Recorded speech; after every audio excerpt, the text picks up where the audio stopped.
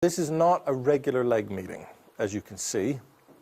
I'm going to give about 15 minutes of blah, blah, blah, and then we can have a discussion about how these blogs worked and how, answer any questions you have, how you could use them in whatever you're doing, and we'll go from there. Now, I handed this out for a reason. All of you, most of you, will have seen this at least 11 times. Some of you, this is the first time you've ever seen it. This is the only thing I gave the students in this class. The Science of Learning class is about using evidence in education, using evidence of what works in teaching. And so this is a core bit of work that they look at. And what I asked them to do was, in the structure of the module, was take this kind of thing and think about the teaching that they've had, the teaching that they're doing, and think of ways that things could be different that would rely more on education. Now, there were a couple of things that didn't work in this particular module. One of them was they tended to focus 80% of the time on primary and secondary school and what had happened to them in primary and secondary school. And I think there's a reasonably good reason for that, because probably half the students in the class are planning on being teachers. And so they're going to end up in that environment. And so they were looking at it from my perspective, when I go out and start teaching, how do I incorporate some of these things in what I'm doing? But the blogs were the central component of what we actually did here in this class. And so what's up here on the screen was my blog, Science of Learning 2011. And I just wanted to show you, this was the coordinating blog. Down the side here is a blog roll with every one of the students' names on it. And what they would do is they have to come and do their own blog entry each week. And then they would come back to this blog and they would read through what everybody else had entered and make comments on it as part of the class. So, you'll notice that I have question marks in the all about blogs, because I think there's something a lot more to this than just using blogs. And that's, at the end, that's what I kind of want to refer to is what it's really about, as opposed to the blogs themselves. So 25 principles is what I had. The blogs were 100% of the assessment. Actually, it was 99% of the assessment, because of course they have their reflection at the end that's worth 1%.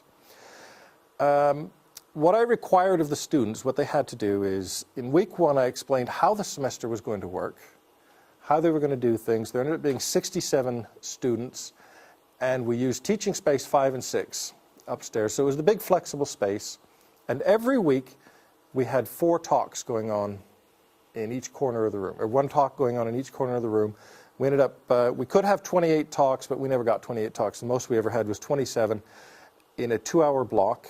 And every 15 minutes, Rob was helping me, and his job was to say, okay, time's up, everybody move around, and he would read out what the title of the talks were going on, and everybody would just get up and go to the talk that they wanted to hear, including myself. I would just go and be a spectator and listen to whatever talk was going on. The penalty for not doing the talk, in order to get them to actually do the talks, was if they didn't give a talk, I wouldn't mark their blog for that week.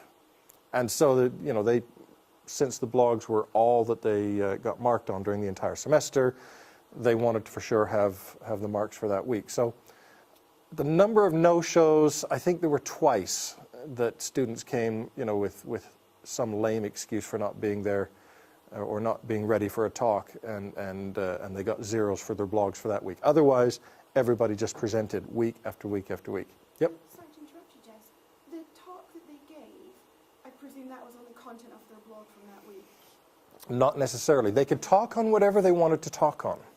So the question was, was the talk related to the blog? Not necessarily.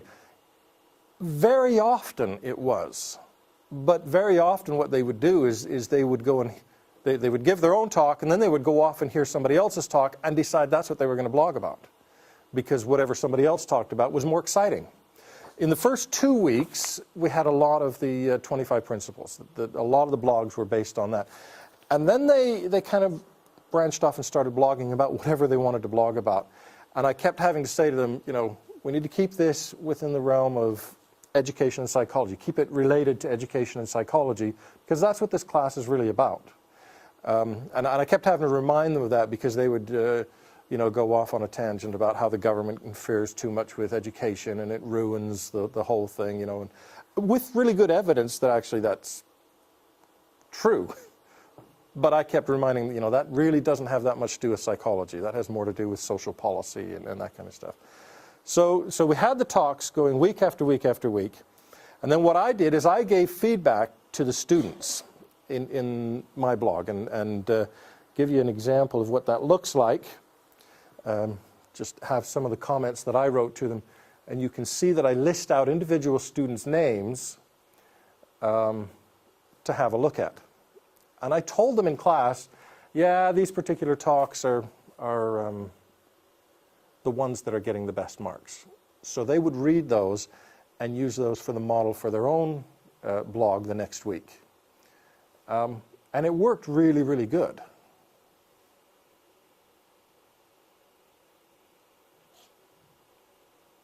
So these are the things that I actually wrote to them.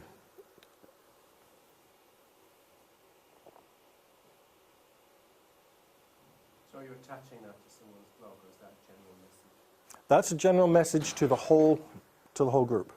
All of them read that. And then they would go and read Ben's blog or whoever's blog. Did you have a blog? My blog was the one that I showed you at the very start. That was my blog, and that tied everything together. Yeah.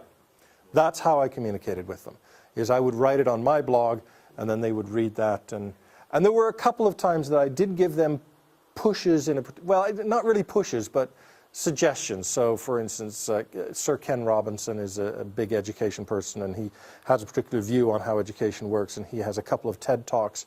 And so I would put up the address to these TED Talks and say, oh, you might want to have a look at this. It's actually really good. And I pushed them in that kind of direction 2 or 3 times. And thankfully, I didn't get 60 people writing about that during that week. They really did just look at it, and then a few people would incorporate that in what they were thinking. And it would crop up maybe 2 or 3 weeks later that, well, I'm talking about this, and it kind of ties into what Ken Robinson had to say, in the talk that he gave. So the feedback to the students was, it wasn't individualized. I didn't give anybody individual feedback on their blogs. I did have 2 students come during this semester and say, I can't get the kind of grades that my friends are getting. Can you tell me where I'm going wrong? Because it looks like I'm doing the same thing. And what I would tell them is, same thing that I told all of them. I would say, what I'm looking for is that you're providing evidence in your blog for what you're saying. It's not just your opinion. But then you're also demonstrating that there's some critical thinking about what you're doing. You're not just giving me a précis of somebody's paper here. You're talking about that in the context of the teaching that you've seen, the teaching you're planning on doing, and how that would actually work. And those were the 2 main things to say you've done a really, really good job. And then they could see that, and they would go back, and you would see in their blog that next week that they would do exactly that. And some of these blogs, they weren't long. I think the longest were like 500 or 600 words, so they're not terribly long. But some of those blogs would have 3 or 4 or 5 references in there in 500 words, demonstrating the point that they're making. So it was a lot of research that they were doing, a lot of reading that they were doing, and that comes through. So when you originally decided not to comment on anyone's blog, is that right? Yeah, I didn't comment on anybody's blog. What was the reason for that decision? The reason that I decided not to comment on anybody's blog, there were 2 reasons. First of all, to actually give them individual feedback, I think would have tied me down to being a really, really difficult job. As it was started out a couple of hours a week of reading each blog, got up to about 3 or a little more hours a week, because the blogs kept getting longer, and that was surprising as well, that just on their own they kept getting longer and longer, that they would write more and they would comment a lot more. But the other reason I didn't want to comment on any individual blogs is because I was concerned that it would be seen that mine was the last word. When Jess is the authority, he's the boss here. Once he says this, the discussion's over. And I didn't want to close down any of the discussion at all. It didn't really happen that way, and I can't tell you how happy I was when one day we were sitting up there and came time, somebody had finished their talk, And, you know, it was time for questions or comments and the discussion part of it. And I said something.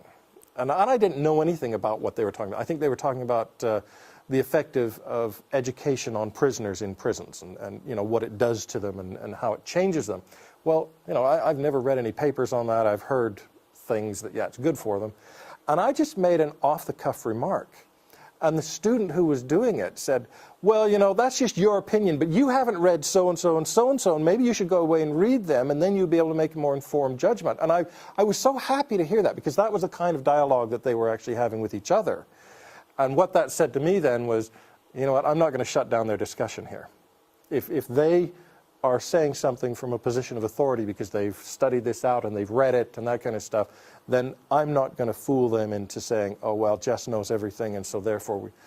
So I think next year what I'm going to do is I am going to comment on their blogs, but the comment on their blogs won't come for 3 or 4 weeks. I'll let them get comfortable with the idea of what they're doing, and then I'll start, because it was really hard to be reading something, to be reading them, commenting back and forth, and for me not to be able to say something to them about what I thought.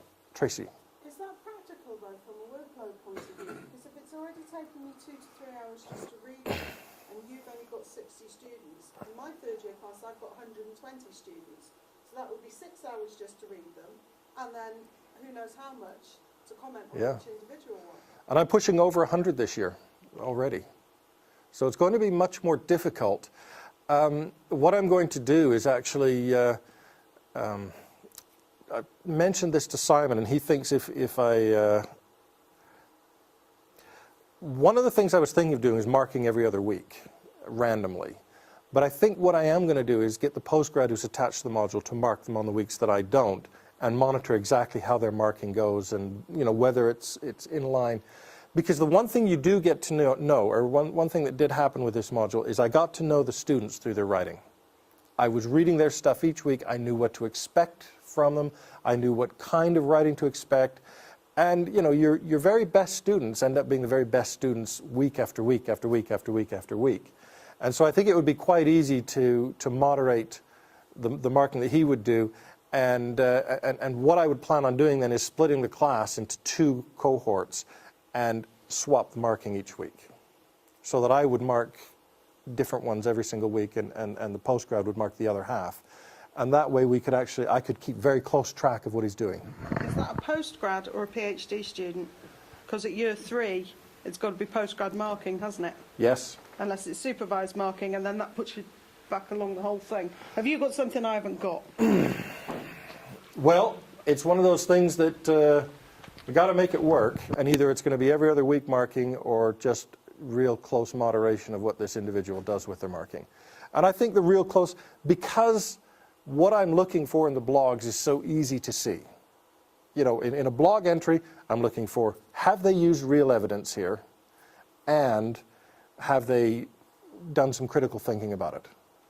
And so that's quite straightforward in what you're looking for. So I think the blog marking, the comment marking is a little bit more difficult in that, you know, you can't do the comment marking. A lot of the comments that they gave, I never marked. So if they said, oh, I agree with David, yeah, I'm not going to mark that comment. You're not going to get any credit for saying something like that. But they might say something like, well, I agree with David, and the reason I agree with David is this and this and this. And, you know, sometimes they would even present evidence in there. Well, that's an A comment. You know, when they're presenting evidence and they're talking about somebody else, most of the comments, 99% of the comments got B grades. They were good, but they didn't present new evidence or anything. They were just discussing what they had read within the context of the... That's very kind. How did you weight the actual blog entry versus the comment, so in terms of proportion of grade? Or maybe you didn't? It was straight across the board. This year I won't do that. The only thing was... Sorry, so you mean 50-50? It was, each comment was weighted the same as everything else. So okay. What I had is I had a spreadsheet, and I would just give a number, and it was A, B, C, D, or F. Okay. And what I would do is just write a 1, 2, 3, 4, and I did use 5 for stuff that came through every once in a while that was absolutely brilliant. I just thought, this is really, really good. Better than all the rest. So in any one week, they'd get an overall grade for the blog and the comment combined? Yes. Comments combined. Oh, okay. And I would just give a number for each blog, for the blog entry and for every single comment. Okay.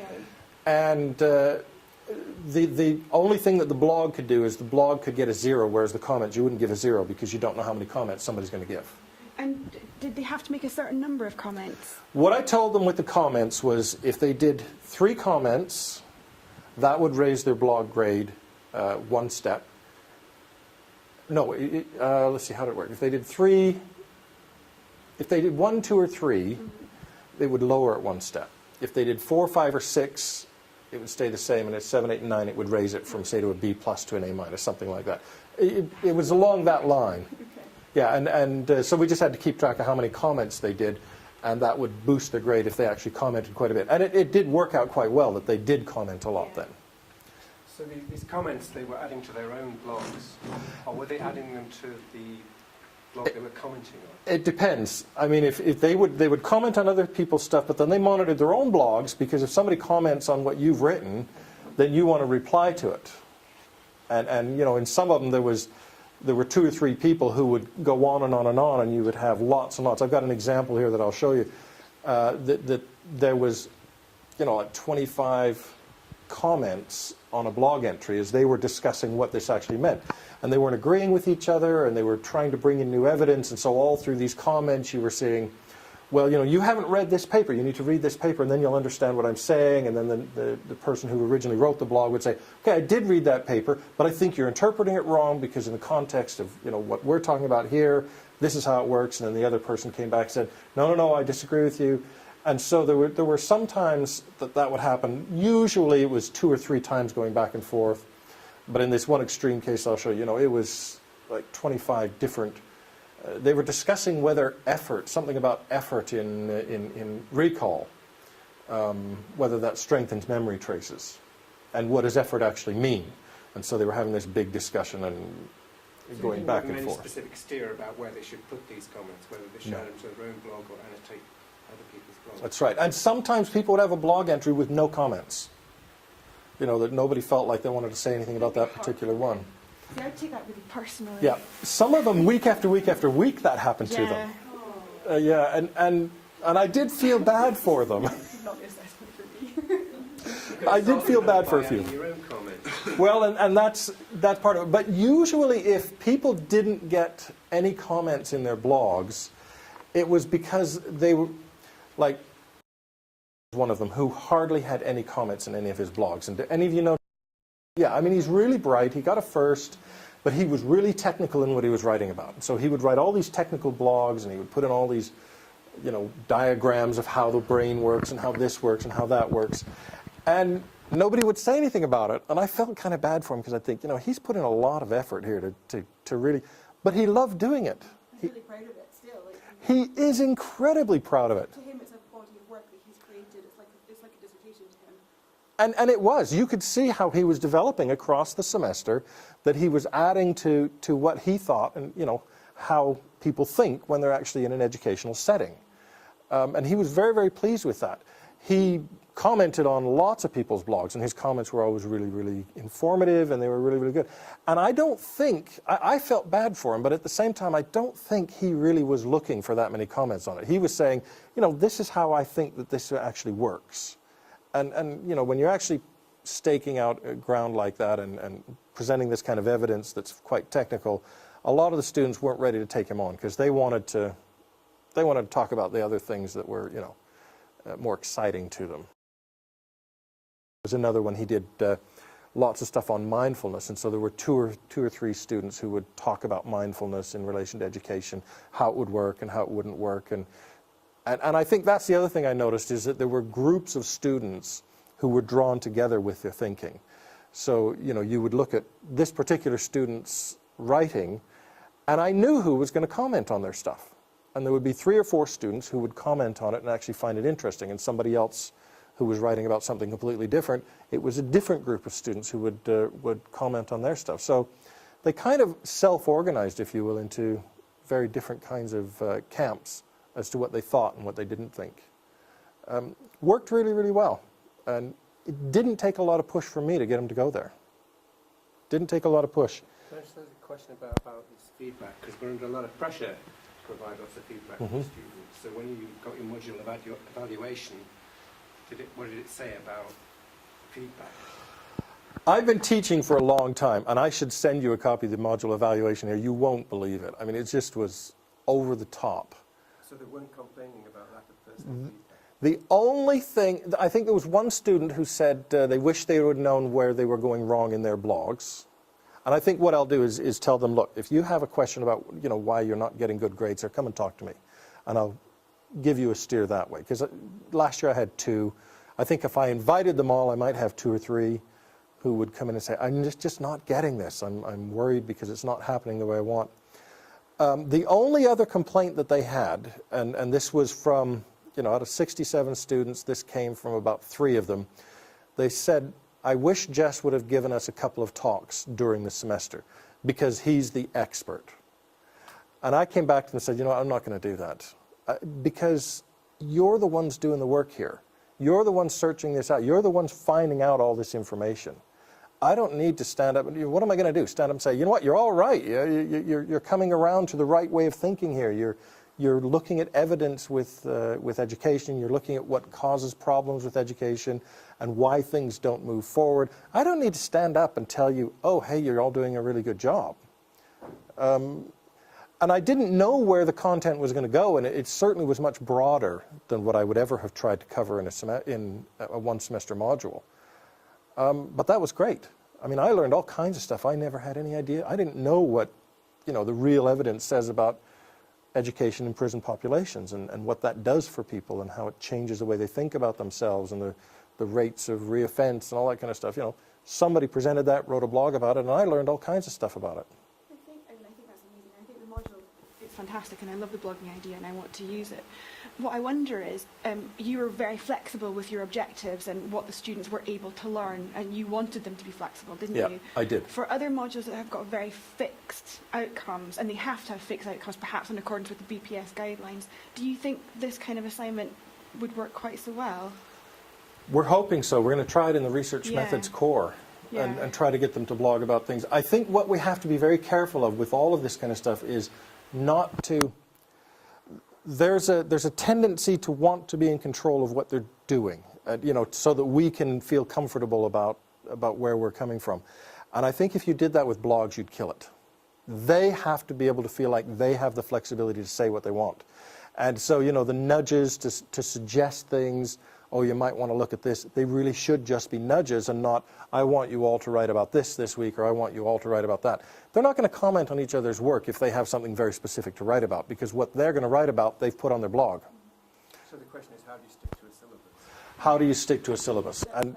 And what I did is I made the syllabus broad enough that, that they could all fit into it quite nicely.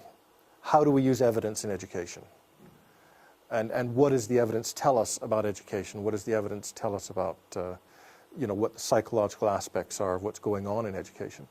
And so it was quite specific, but at the same time it was broad enough that there were a lot of different things that they could talk about. But if you said, this week's topic is... I think they would all blog on that topic, and you would be setting essay questions. And you would hear the same thing back from all of them. That's where I think the danger in doing that is, unless the topic was very broad. What I would do if I wanted to cover a certain number of topics is I would list all of the topics at the start of the semester and say, over the course of the semester, I would like each of you to visit each one of these at some point. And how you do that is up to you. You can bounce off other people's blogs. You know, you can do it whatever way you want. But, you know, we have certain learning objectives that we have to meet in this particular module.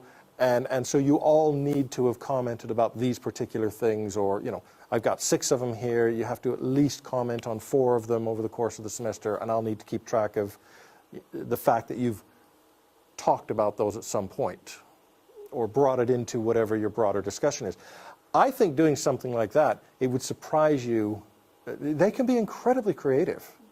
And I think there might be whole different angles of things that you have no idea that they were ever going to talk about that, or that this was going to come out of it, and be pleasantly surprised. I remember Stephen Harnett, when he came and spoke some years ago, he said, he wrote an article about doing something like this, and he said that 2 of his biggest successful research focuses have come out of what he calls jousting with windmills, talking to the students in a blog type format, only it used to be news groups.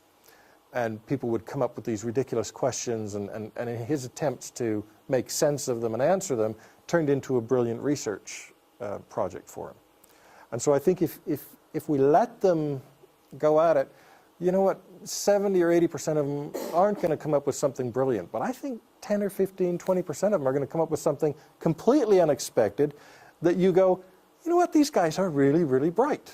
They can really think this through. They really know this. Now, the next slide, I think, is one of the critical things as well. From their perspective is the importance of writing for each other. So I've put some comments in here.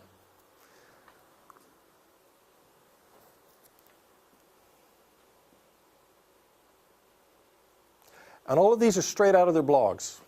I wanted to actually use the blogs, but I couldn't figure out technically how to do it, so I just copied and pasted.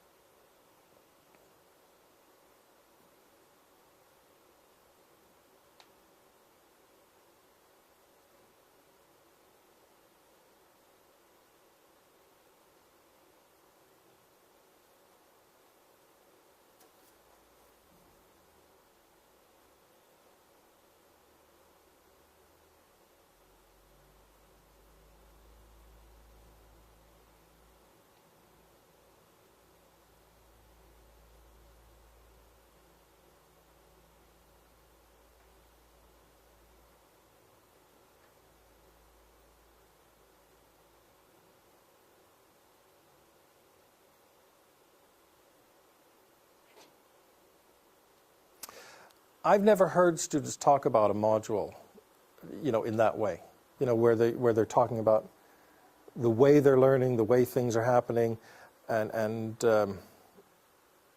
how it's coming together for them, and the importance of talking to each other and learning from each other. And some of the comments that they made to me, you know, personally, one of the things that they said to me that I thought was actually quite important is in talking to me, a couple of them we were chatting after the class one day, and they said, I don't really care what you say about my work, because you're just one of the lecturers, but I really care about what my friends say about my work. And that makes this much harder. Tracy. Now, part of me thinks that's brilliant, and the other part of me is seriously worried for the kids at the back of the class that aren't doing so well. You're ones that are struggling, they're getting the D's, they're trying, and they don't want to put themselves out there. Is that going to mean they're not going to engage because they know everybody knows who they are and what they're doing? There's a possibility of that. I had the 67 in the class, and I had 2 who didn't engage. I've never had a class where that's happened before. But your class was pretty high on the marks. It was self-selecting for sure. Yeah. Yeah, it was. And, you know, I found that out afterwards. I didn't realize that it was self-selecting, but actually it was. At the exam board, I had said something about, you know, I couldn't imagine these students all selected this class because they were bright or whatever. Then I went and looked at their second year module, or their proposal marks, and they were. Their proposal marks were on average 10% higher than the rest of the cohort. So it was self-selecting for some reason. Could that have been due to the handbook entry, do you think, in any way? That it was a bit scary. I think it had more to do with the first class. Well, on the first class, when they got there, I handed this out to them. I actually talked to them about one of the papers in here, Bjork's Desirable Difficulties, explained how the class was going to work. And we had about 65 in the class at that time, and 10 or 12 dropped it that week, and about 10 or 12 picked it up. They're not going to have that choice in stats, are they? No. But No. I think it's really cool, but I think it's still great to see where it'll go in stats. I mean, I think it's obviously like our top set are interested in learning and they want Yes. to know how they can learn and make themselves better. So your module is really appealing for that reason. But it's kind of interesting about how the stats will, methods will work. Yeah, out. see if it will actually do that. Yeah. And this came through in one of the comments later on. You know, one of the students said, this is what I thought university was all about, or should have been all about, was learning instead of grades. This is kind of irrelevant. It's not really any of my business. How will those blogs be graded by the PhD students? Yes. Yeah, okay. Yeah, they'll be graded by the Because PhD students. Because for writing for science, for example, it would be a phenomenal thing to do, but this isn't the manpower. It's not possible to take the entire year one and have it graded Yeah. by members of the teaching team. There's not And enough it's going to time. take a couple of hours a week for them to grade, you know, 30 or 40 blogs. But it would be good for them. It's a huge learning experience for them as well. It's a huge learning student for the students and the Yeah. PhD That's students. what I mean. Yeah, no, it's a lot of practice in what are you looking for in what makes a good entry. And you know, those of us who are on the module or modules will be monitoring what they're saying, and I'm hoping we get the same kind of feedback. We'll instruct the PhD students to give the same kind of feedback that I did. Oh, have a look at this one or this one or this one, and have them model their writing then on you know what some of the better students have been doing. And you know, we can look at those better ones and we'll ask them to point out some that are poor, and you know, maybe even have a chat with some of these students and say, you're not getting what this whole blogging thing is about, and you need to, because it's an important component here. Faye. I was just wondering how you deal with the potential for plagiarism, because it's not running through Turnitin and 100% of Yeah. the module is the blogs. So if someone wanted to, especially if you had a larger cohort, they could find a website that has a load of information about education, cut and paste a couple of paragraphs, and that could be their blog. They would run the risk that one of their friends would also find it and grass them up in the comments, but it is something that they could do to get the blog. This is certainly a possibility. I didn't worry about it this year. The easy way to fix that would be actually just to copy and paste the blog into Google, because it'll come back with anything that's even close, and you would then be able to make a quick judgment as to whether that was too close or not. But with 100 of those to do, or in a second year module 300 to do. But it I would think just be this easy. point also works against that. It's open to the world, and they worry about that. They did worry about everybody in the world being able to see what they're writing. What is the advantage of it being open to the world? Well, let's see what they say.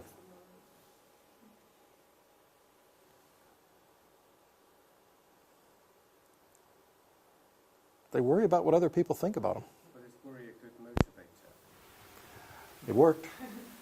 Yeah, but do we want to worry students But unnecessarily? they love the course, though. I mean, I think that was kind of it was an incentivizing worry, wasn't it? Because it made them achieve, and they loved the course. They loved what they gained. That's what I from it. think. I mean, there were only the 2 comments about it, but certainly in talking to the students, they were worried about the fact that anybody could read this, and they wanted to look good as an individual. They didn't want to write something that was going to be And completely that's stupid. the whole point of our teaching them to write is this is for publication. We want you to be able to get Yeah. what you say out into the world. That's pretty much the point of us teaching you how to be a good writer. And so if this gives them an opportunity to experience what that's actually like. And that first comment said, I was really worried about this to start. I was really worried that anybody could read what I was writing. But then it turned into something quite positive for them to say, you know what, I'm writing this for the whole world. And that certainly came through with some of them, where they said, you know, people write blogs, and for years they try to build up a readership. And here we're writing blogs that has a built-in readership, and other people can come in. And there were other people who did come in and comment. There were teachers who came in and commented. There was University of York. They have a group that does evidence in education. And you know, there was a fairly major comment on one of their blogs. This is really, really cool. We would like you to have a look at some of the work we're doing and seeing if it ties into the same kind of things that you're doing. I don't think they realized that it was a third-year student doing this. But, you know, they were just putting on there saying, this is really good stuff. Can you have a look at what we're doing? You're probably coming to this then. So was this not housed on Blackboard? No, So this was where not was housed. this? This was How does housed it on WordPress.com. Okay. Public space, out there in the real world, and other people were reading their blogs. They were reading their blogs and commenting on it, and I think it improved their writing. There is a Blackboard version of There is. which might address the issue of plagiarism, but Yep. I don't know how good it is at the moment. There is, and I thought of doing it behind the firewall, but for this reason, beforehand I thought, you know what, if I was a student and I knew that it was going to be public, I would do a little bit better job than if I knew it was just going to be, you know, safe within the confines of the university. I would try to do a little bit better job if I knew my mother was going to be reading this as well. And a lot of them, their mothers were reading it, and they wanted their mothers to read it. And in one of them, you know, one of them, their mother is a school teacher. Well, and it was that. This mother was a school teacher, and she would, every week, she would comment on her daughter's blog and on 2 or 3 others, saying, you know, and some of the things that she would say. Have you had your dinner? Never quite heard that one. Some of the things she would say is, you know, I've been teaching for 25 years, and I think that the conversation you're having is really, really exciting, but sometimes when you're actually faced with the classroom, it's not the same thing. And it's nice for you to be excited in this context, but if you're actually going to be facing classroom, you'll realize some of the stuff you can't do.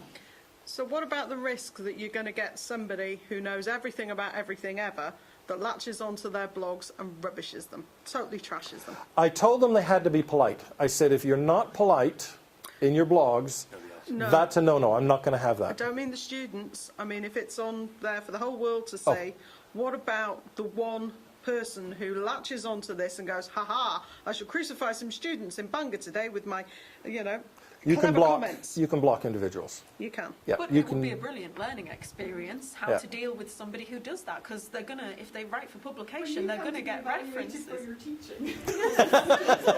Were you actively moderating it in any way? I read every blog and every comment every In the week. sense, you know, you can cut people out. So Yes. Were you monitoring it? I never monitored it for that purpose, but if that had ever happened, I would have talked to the students and said, look, in your settings, you can actually put their, you know, name or address or whatever in there and say, I don't want any comments from this individual anymore. And that was a little bit of a challenge, was getting them to fix the settings right, because all the default settings are that no comments appear unless they're moderated. But each student has their own blog, so they had to moderate it themselves, and they had to say whether the comments were appearing. And for the first few weeks, you know, a lot of students were saying, you know, I've put a lot of comments on there, but they're not appearing. And so I would say to the students, whether, you know, whose blogs they were, you need to tick the box so that they can see that their comments are actually appearing. But there is certainly the option of saying you can no longer participate in this discussion. You're no longer welcome. What the marginal benefit of making it open to the whole world rather than within the university was?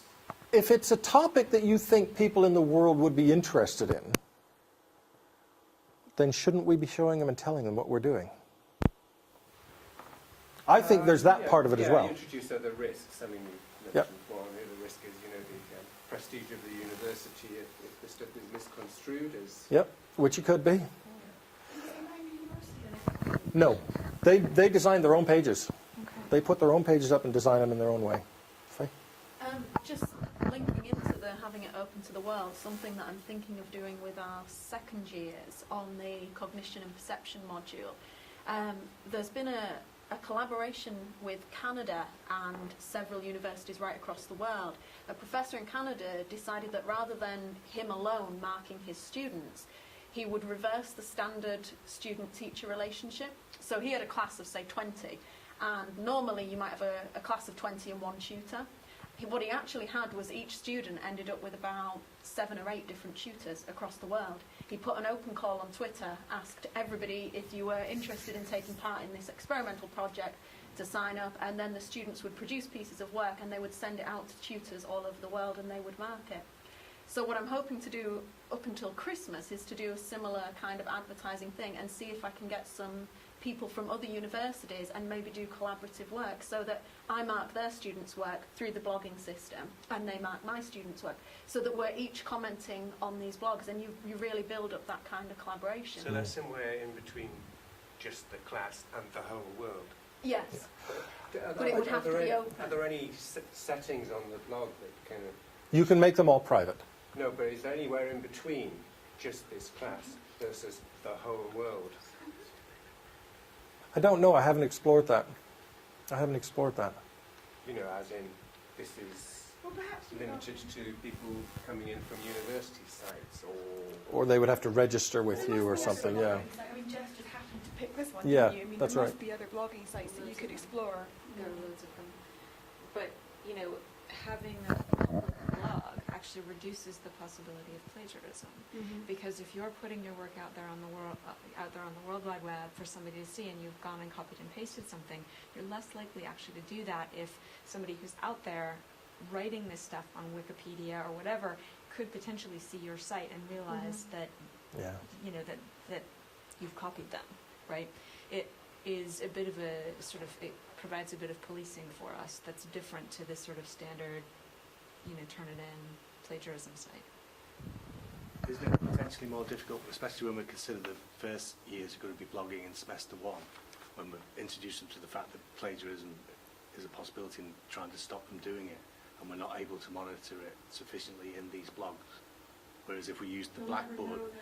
They won't know that, and there's plenty of other web which is monitored. Yeah, but we also try to, we set assignments and try and point out to the ones who have committed plagiarism and give them a chance that they've done it and make it public to other students that students have been caught. When we won't be able to do this if this is a world blog. But I think we can say quite clearly that this is open to the public, so if you plagiarize at your own risk. If somebody else sees this, it might not just be a bad grade here. You might be humiliated and embarrassed in public. And perhaps the way around it would be to say that, you know, every couple of weeks you'll take a random sample of blogs Yeah. and put them through Turn It In.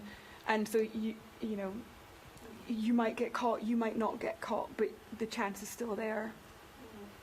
I think my worry would be, because you know me, I worry about everything all the time. I think certainly for third year work, stick it out there, definitely. But where you've got young, naive first years who maybe don't speak English as their first language, I feel quite protective over them, and they're not Yeah. even here yet. That They will be. They will be in the research methods modules. In semester one as well? Yeah. Yes. As well, I okay. don't know whether there might be first year master students who equally have language. See, one of the reasons why I haven't worried too much about this with the students is that there's like 2.5 billion blogs available to read. And so the probability that somebody's going to stumble on and find first year work interesting enough to follow more than once But is what fairly low. happens if the one who stumbles on it is from the Telegraph, and the Telegraph's just been running the thing about the state of the British education, and isn't it awful, isn't it dire, and then they pick the Bangor University blog that is dire and stick that up. Up the marketing here. Or they find some quote in there that they find useful and say, Yeah, according to Bangor University, yeah. Yeah. this, I mean, these are... It depends what they're blogging about. These days are blogging about what, research methodology. Well, okay, this is... Them doing stuff on ethics maybe and designing research Okay, and that sort if of you stuff. have a look at this blog entry here, this is a blog. Now, a good student, you know, we've got a good first. I wanted to show you for the discussion, but there is nothing on there that would lead you to believe this is anything about Bangor, that it's tied in any way to Bangor. Even if he put in there on his, you know, main page to say, you know, this is for a class I'm taking at Bangor, it's going to be quite clear that this is a student who's doing some work here, and it's not really tied to the university in any way officially. And if you actually start searching, you find there's a lot of students at a lot of universities who actually blog as part of their classes and blog as part of their experience at university. And I think from what I've been able to tell from this, they wish people would pay more attention, but nobody does. It's But again, he's the one with the first. What about the one who With is the in third. the first year and is going to fail and drops out at the end of the first semester because they couldn't cut it, they made the wrong decisions, they ended up in a brilliant research department and couldn't hack it and have put something appalling, and that gets picked up. Where does the buck stop Could there? you not Yeah. have a disclaimer at the bottom of every site? Just ask the students to put it in They where would it says it's they a would be piece of work. contacting us. I mean, they're not going to publish something without contacting somebody at the university and saying, "Oh, we've come across this." You reckon? And similarly, But what do you say? This is students' work. They're going to look stupid if they don't. do they have to use their name? Because they didn't all They could use all kinds of things. I mean, this one he used his name. Some of them they don't. They use Yeah. whatever. And there's So they nothing could be that ties anonymous it. if they wanted to be. They use the PSU numbers. I mean, they use all kinds of things to identify, what their blog's called. It's hard enough to get anybody to read your blog. To think that anybody's going to actually seriously be looking to find out something that might be said that would be embarrassing. And how could they tie that to us anyway? They could tie it to us and we say, look, this is a student assignment. This is what they've written. This is their opinion. Well, they have got the extra They got a D. time. They do have extra time on their hands now. They can't go phone hacking anymore. That's right. So there'll be blog hacking. Yeah. I'm hoping to introduce blogs to the Master's Consumer Psychology module. And one of the main reasons for doing it is because there are such a high percentage of international students.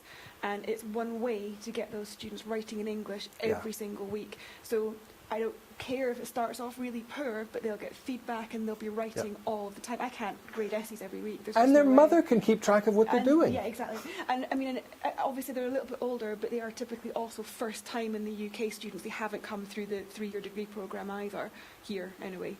So Yeah. it might actually be really useful for international students who are not used to writing in English. International students benefit most from constantly writing. That is where they... So do the home students. Actually. Well, yeah, if we can get the students writing every week, they just think it's amazing. And they're short. 300 I heard words. that as a student, you're short. Sorry. Oh, no, they do get longer. Don't want to be obsessed about this local versus global issue, but I can say that I was a student on a module in online research methods a couple of years ago. It was a master's level module run by Leicester Right. University. Okay. And half of the assessment was a weekly blog. Okay. But it was close to the class. So I can just report my personal experience that, the fear of exposure as a motivator worked perfectly well just within a class. Yeah. And I think exposure to the whole world might have, pushed it over the top of that anxiety performance curve. Or which it And led might. to inhibition. Yeah. That's I my didn't find personal it. feeling on it. Yeah, I did not find that here. There were concerns expressed, but they dealt with them. They dealt with their own concerns. There was one student, I think I got a quote coming up later, where he says, I'm dyslexic. I was really worried about this. I talked to Jess about it, and all I said to him is, I don't know how this is going to work, but I'm not going to be marking your blog on structure and grammar. I want to see what you're thinking. And his comment was, I was dyslexic and I was really worried about this, but I found I could cope just fine. I could read as much as I needed to read. I could write as much as I needed to write, and I coped just fine. And he had actually talked to me about, this is public, and I'm concerned about it being public because I'm dyslexic and I don't want to be embarrassed by what I write. He didn't have to be. It worked out just fine for him. My other observation from the module was that it was your blog was marked at the end as a cumulative record. Rather than But week by week. But there was another form of assessment as well. So I'm going to use the blog on Master's module next year, but it won't be the whole Right. module. And I'd be quite happy just looking at the cumulative record at the end. You might have a lot of reading to do. Marking it once. What I'm hoping to do in the Master's module is, there are other assessments also, so it will only be I think it's only going to be about 20% of this one module. And because to combat the amount of reading and comments, etc., what I will say to them in week 1 is, I will randomly decide which 2 weeks I am going to choose. Yeah. And if you haven't submitted a blog in that week, then you'll get a 0. Other than that, I will grade those 2 blogs, and it might be that they get the weighted grade, or it might be that they get the best grade. I need to see what the quality's like, I guess. And I probably will read every week, and I may well comment, and I definitely will monitor that people are definitely blogging, but that's the way around actually having to, tackle Read the whole reading every single cumulative, week. yeah. And so if they haven't submitted an entry, tough. And of course, there are going to be medical certificates and all sorts of things. But that's fine. I'll make allowances for that and pick a different week. But it means that they have to be at the same standard every single week. Yeah. So how big will that class be? I don't know. Previous years has been about 30 or 40, but at the moment we just don't know. So. I wanted to show you this one for the amount of discussion that took place. And this is Gareth's, and this is where they were going back and forth. A final theory. I think that's a bit presumptuous, but here we go. There's his blog entry. Quite. You've got to admire his confidence though, Yep. haven't you? 16 responses as they're going back and forth, discussing, you know, what this actually means. Well, this is lucid learning is a and so you can see there's the three of them going back and forth, trying to get each other to see, well, you know, you're not quite getting it here, and pointing to exactly, you know, look at page whatever on so-and-so's paper, because that's where this explains. Now there's somebody else chiming in. But I don't know how often, in the normal course of events, we get students actually discussing stuff this much. Where they're actually articulating it and writing it down and doing a good job of writing it down. I don't know how often we actually see that. Okay, we are, I think, freedom to choose was a big thing. This is what they said about it. They really enjoyed the freedom to choose. I think that was critically important.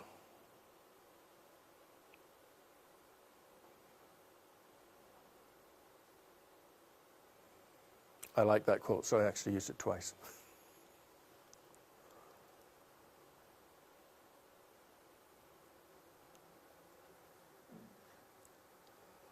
Are you planning on ever writing this up as a qualitative project? Yes, someday. Because I'm just thinking of second year RMS qualitative teaching this semester. It's all public. Oh. Not the feedback, though. The feedback isn't public yet. You have to get the feedback with you. That's closed.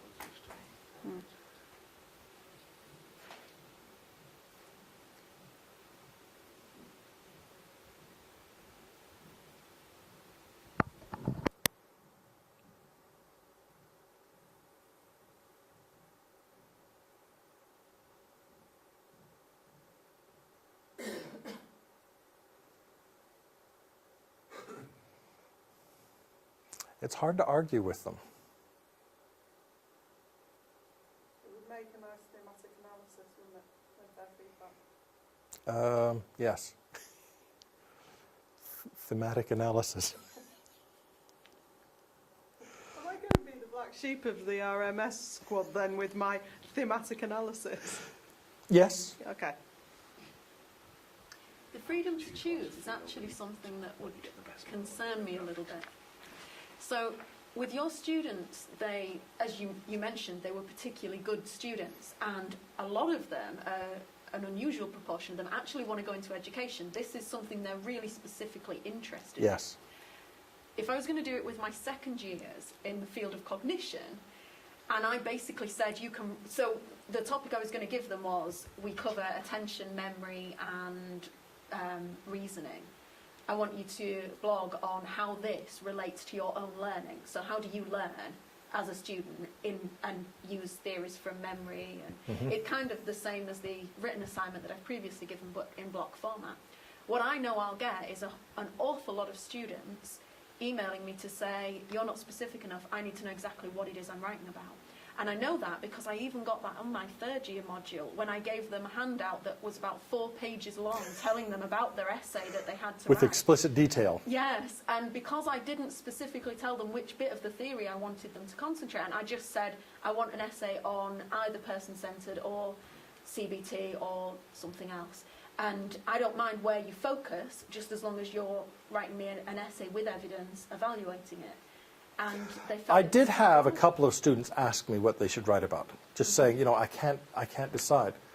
And I said, this is your education, not mine.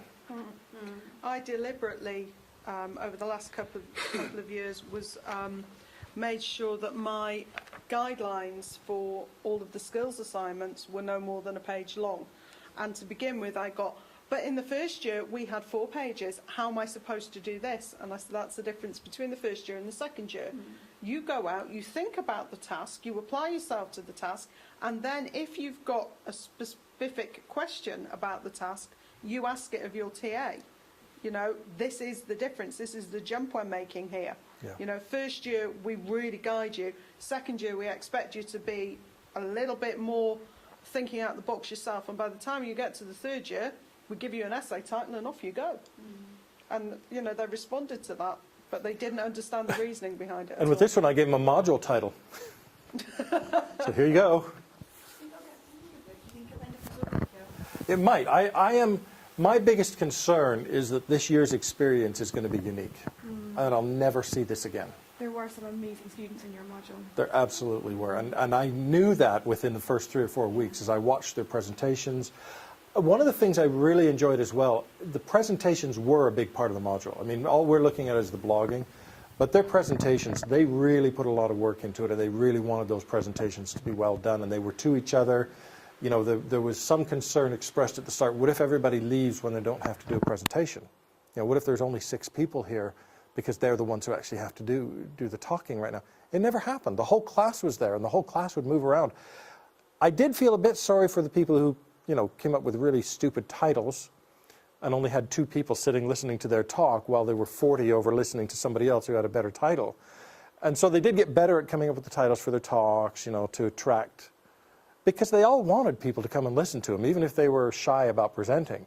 If they're going to stand up and say something, somebody better listen to them. They really wanted somebody to listen to them. And it was interesting, the talk side of it as well, in how they engaged with that part of it. And so you could tell really early on that these students,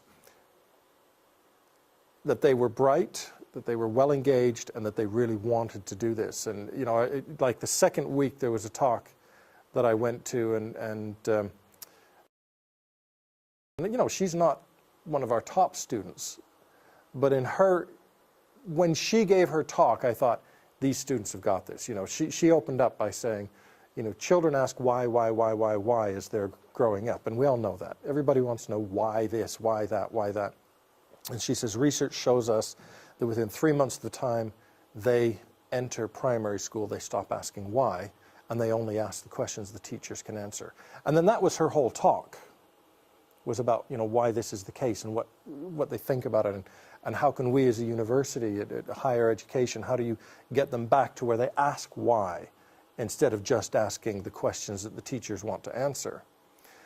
And I think that's partly what we managed to do in this module, is get them to ask why. Get them to think about the why. And that came from them. You know, this was their thinking and their engagement that brought that kind of stuff up. I made a word cloud of their feedback. This one is feedback on the question. It was a specific question about you know, the reflective questions we had at the end of their student evaluations. This is the one about what skills did you learn? What did you pick up in this particular module that would make it? And I think that's what I thought was nicest about it. This big center thing here is the word learning. You know, it's learning, education, think, really think. Never. Yeah, well. And so this was the question that they specifically had about what skills have you learned in doing it. And you've got research and information and, you know, all kinds of stuff. Then I did one of the second question, because I thought it was actually quite good as well. The second question is about what did you get for employability? How will this make you more employable? And I just plugged the whole thing in there and did a word cloud out of it. And you know, I'll tell you now, it was overwhelmingly positive. They all thought it was a brilliant module. But this is what the word cloud came up with, is there's some good stuff in there that they've written. Do that with your feedback and see what see what pops out. I did a similar analysis on the first year staff, actually. And Did you? In terms of employability, it's fabulous. Yeah. What they think they've gained for employability. They won't necessarily translate into the real workplace, but they believe that they are gaining employability. Yes. Could you possibly send these my way? I did. Ended up in this centre. In the first one, the thing that came out in the center was module. Module was huge. Okay, I don't want module in there as the number one word that was used. And then the final one, I did a final word cloud. I did a final word cloud on the last week of the module. Was the only time I told them what I wanted to write about. I said, would you write about what you've learned in this module? And what I expected is I thought they would come back and say, well, you know, I learned about this bit of evidence and this bit of evidence and this bit of evidence. But they didn't. They talked about the module. And that's where a lot of the quotes have come from, where they actually were talking about what they picked up in the module. And it wasn't the content that they feel is the most important, but it was, you know, a lot of the skills that they've picked up and their confidence and how they're doing things, and, you know. And the final one is in the paper that I was reading, and one of the students brought this to my attention. It has to do with what can be gained by online education or blended online education. And one of the final things that comes out of it, and so I've got some quotes here from what students said really they liked about this module. And the final thing that they said about it, and some of you will have already seen this, was, you know, it can really invigorate a teacher. It can make a teacher feel like what they're doing is worthwhile, and really help them feel that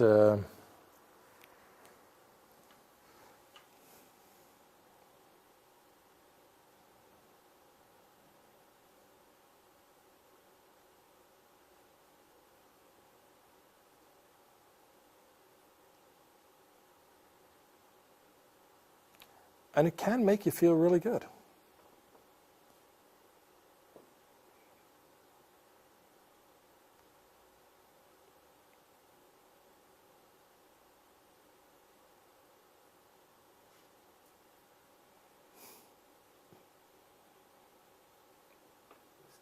I think we should cheer or something.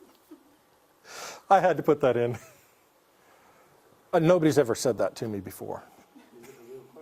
That's a real quote from a student.